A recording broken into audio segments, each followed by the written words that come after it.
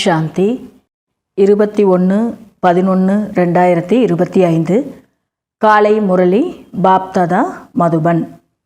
பரமாத்மாவின் மகா வாக்கியம். இனிமையான குழந்தைகளே, நீங்கள் இப்பொழுது இறைவனின் சேவையில் இருக்கிறீர்கள். நீங்கள் அனைவருக்கும் சுகத்தின் வழியை கூற வேண்டும்.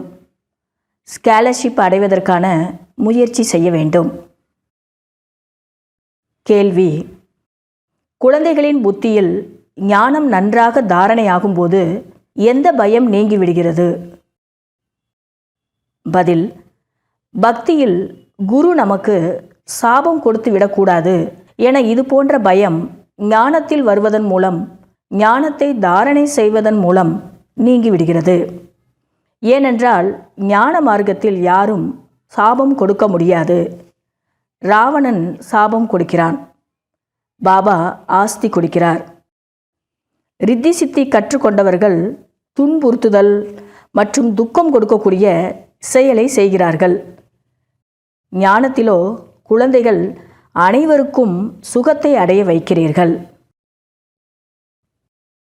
ஓம் சாந்தி.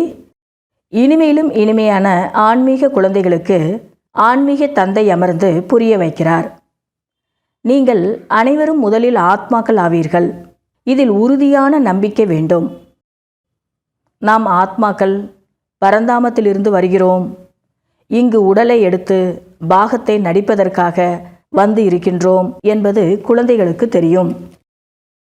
ஆத்மாதான் பாகத்தை நடிக்கிறது, மனிதர்கள் உடல்தான் பாகத்தை நடிக்கிறது என புரிந்துள்ளனர். இது பெரியதிலும் பெரியதான தவறாகும். இதனால் ஆத்மாவை தெரிந்து கொள்வதே இல்லை. தந்தை புரிய வைக்கிறார் ஆத்மா எவ்வாறு பாகத்தை நடிக்கிறது என்று. மனிதர்கள் அதிகபட்சம் 84 பிறவிகளை எடுத்து குறைந்தபட்சம் ஓரிரு பிறவிகளை எடுக்கிறார்கள். ஆத்மாதான் மறுபிறவி எடுத்து நடித்து கொண்டு இருக்கிறது. தந்தை வந்து பழைய உலகத்தை புதியதாக மாற்றுகிறார். புதிய உலகை ஸ்தாபனையும் செய்கிறார். புதிய உலகத்தில் ஆதி சனார்த்தன தேவி தேவதா தர்மம் இருந்தது. இப்பொழுது பிரஜாபிதா பிரம்மாவின் முக வம்சாவளியாகி பிராமணர்களாக ஆகியுள்ளீர்கள். பிராமண குலத்தில் வருகிறீர்கள். பிராமணர்கள் குலமாகும், வம்சாவளிகள் இல்லை. இந்த பிராமண குலத்தில் எந்த ஒரு ராஜ்யமும் இல்லை. இந்த சமயத்தில் பிராமண குலத்தின் ராஜ்யமும் இல்லை, சூத்திர குலத்திலும் ராஜ்யம் இல்லை. 2 குலத்தினரும் ராஜ்யம் இல்லாமல் இருக்கிறார்கள்.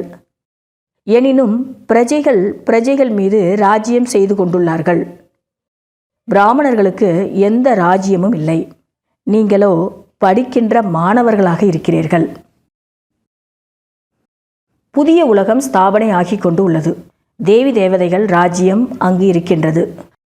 அவர்கள் புருஷோத்தமர்களாக இருந்தார்கள்.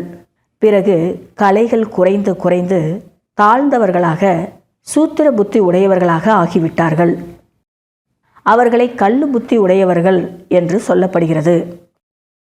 பூஜை செய்யக்கூடியவர்களின் வாழ்க்கை வரலாறு தெரியாமலேயே பூஜை செய்யும் அளவிற்கு கல்லு புத்தியாக ஆகிவிட்டார்கள்.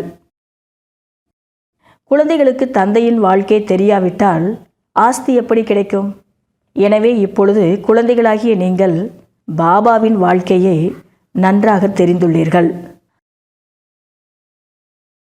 தந்தை அமர்ந்து உங்களுக்கு கற்பித்தல், கவனித்தல், மேலும் அலங்காரம் பண்ணுவதற்கான சேவை செய்கிறார். தந்தை வந்து 3 விதமான சேவை செஞ்சுக்கிட்டு இருக்கிறாராம்.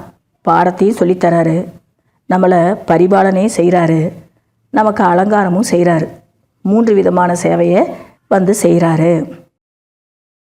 நீங்களும் கூட இறை சேவையில் மட்டும் இருக்கிறீர்கள். நீங்களும் தந்தையைப் போலவே இந்த இறை சேவையில் இருக்கணும். காட்ஃபாதர் இறை தந்தையும் சொல்கிறார், நான் குழந்தைகளின் சேவைக்காகத்தான் வந்துள்ளேன் என்று. குழந்தைகளுக்கு சுகத்தின் வழியை கூறுவதற்காக வந்துள்ளேன். இப்பொழுது வீடு செல்ல வேண்டும் என தந்தை கூறுகிறார். தந்தை இதையும் புரிய வைத்துள்ளார்.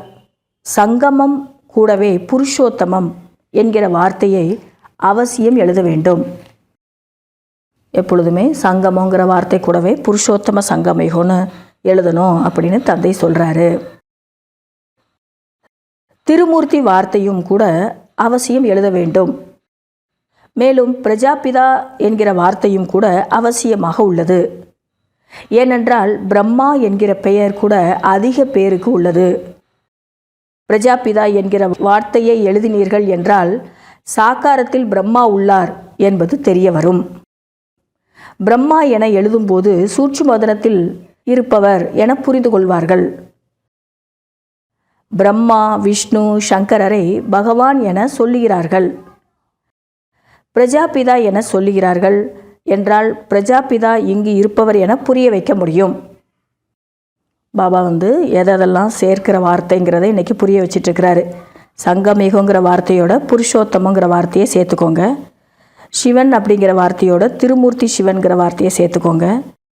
இந்த பிரம்மாங்கிற வார்த்தையோட பிரஜாபிதா பிரம்மாங்கிற வார்த்தையை சேர்த்துக்கோங்க.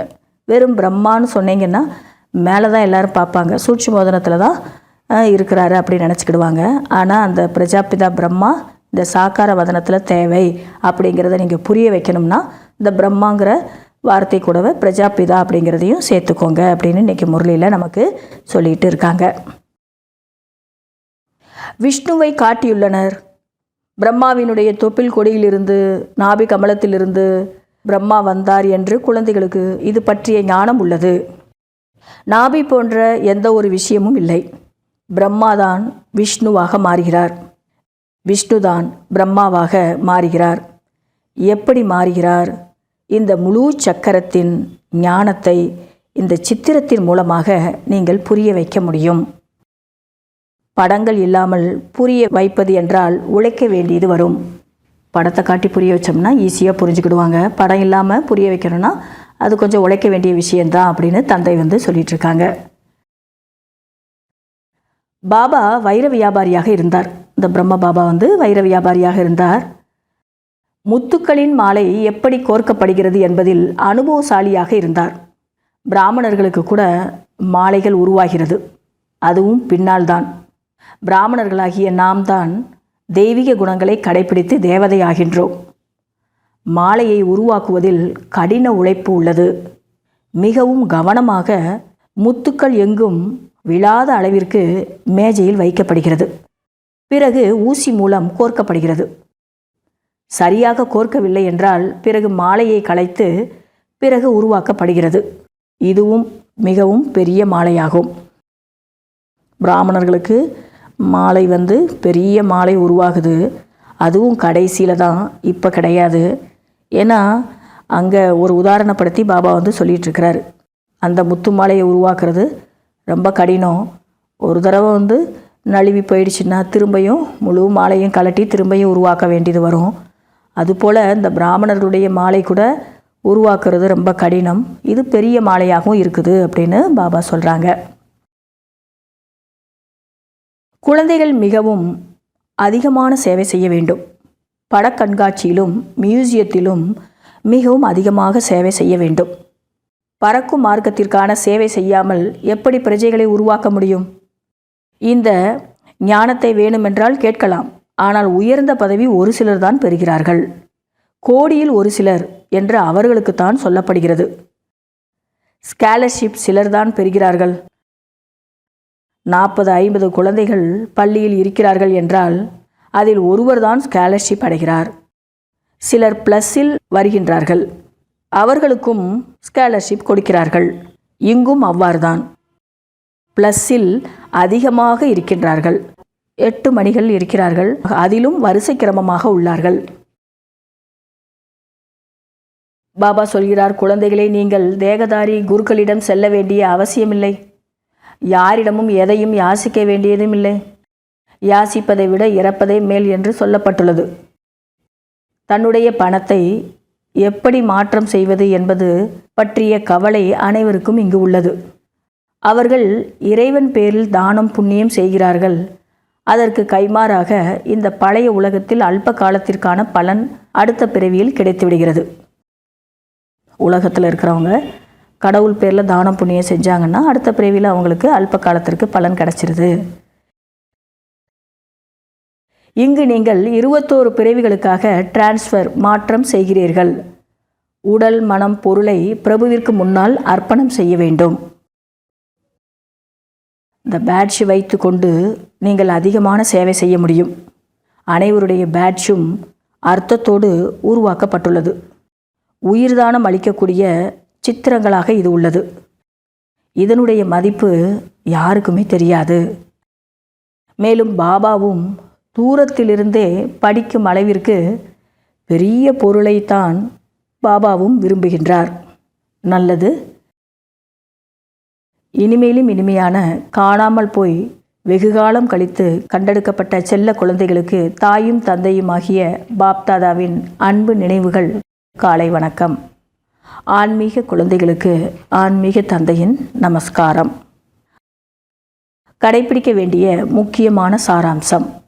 முதல் பாயிண்ட்டு, பாபாவிடமிருந்து எல்லையற்ற ஆஸ்தி பெறுவதற்காக நேரடியாக தன்னுடைய உடல், மனம், பணம் இறைவன் முன்னால் அர்ப்பணிப்பதில் புத்திசாலிகளாக ஆக வேண்டும்.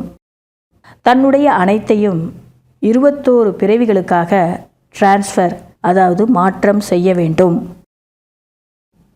ரெண்டாவது பாயிண்ட்டு, எவ்வாறு பாபா கற்பித்தல், கவனித்தல் மற்றும் அலங்கரிக்கக்கூடிய சேவை செய்கிறாரோ அதே போல பாபாவிற்கு சமமாகி சேவை செய்ய வேண்டும்.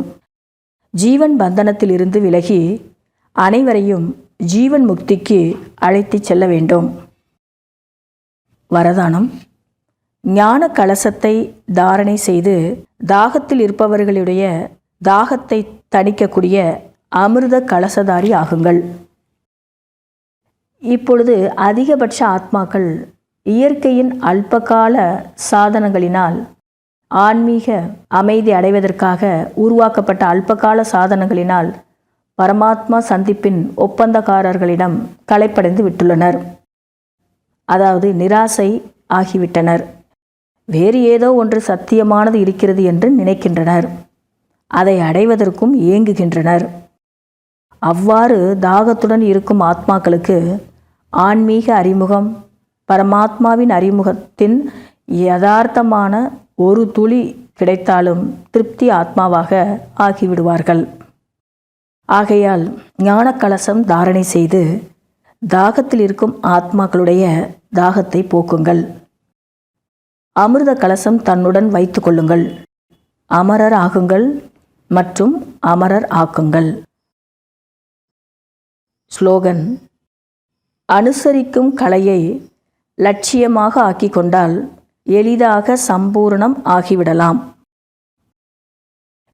இன்றைய அவ்வக்த சமிக்கை. அசரீரி ஆகுவதற்காக உள்ளடக்கும் சக்தியை அவசியமாக கடைபிடியுங்கள். தனது தேக அபிமானத்தின் எண்ணங்களை, தேக உலகத்தின் பிரச்சனைக்கான எண்ணங்களை அடக்கிக் கொள்ளுங்கள். வீடு செல்லக்கூடிய எண்ணத்தை தவிர வேறு எந்த விதமான எண்ணத்தின் விஸ்தாரமும் இருக்கக்கூடாது. இப்பொழுது வீட்டை சென்றடைந்து விட்டேன் என்கிற இந்த எண்ணம் மட்டும் இருக்கட்டும். நான் ஆத்மா இந்த ஆகாய தத்துவத்திலிருந்து கடந்து பறந்து சென்று கொண்டிருக்கின்றேன் என்பதை அனுபவம் செய்யுங்கள். இதற்காக இப்பொழுதிலிருந்தே அழிவற்ற சிம்மாசனதாரி ஆகுவதற்குரிய அபியாசத்தை அதிகரியுங்கள். நல்லது. ஓம் சாந்தி.